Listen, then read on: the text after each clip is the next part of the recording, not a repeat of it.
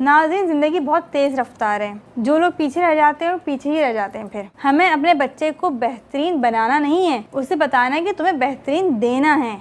यानी अगर वो होमवर्क कर रहा है, कमरे की सफाई कर रहा है या खेल रहा है, तो उसे अपनी परफॉर्मेंस पूरी देनी है, उसे परफॉर्म पूरा करना है, अपनी मेहनत पूरी करनी है।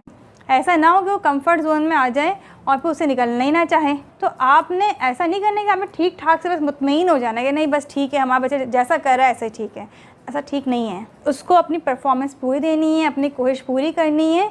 अपनी पूरी कोशिश के बाद जो भी नतीजा आता है बच्चे का, उसके साथ आपको खुश रहना है। आपने बच्चे को सिर्फ ये समझाना है कि तुम अच्छा परफॉर्म कर सकते हो, तुम्हारा मुकाबला किसी से नहीं है, तुम्हारा मुकाबला तुमसे ही है सिर्फ, क्योंकि हमें मालूम है तुम बहुत अच्छा परफॉर्म कर सकते हो। बच्चे को इनकरेज करने की, उसको मोटिवेट करने की ज़रूरत है, लेकिन पीछे पड़ना और प्रेशराइज करना इसका हल नहीं है।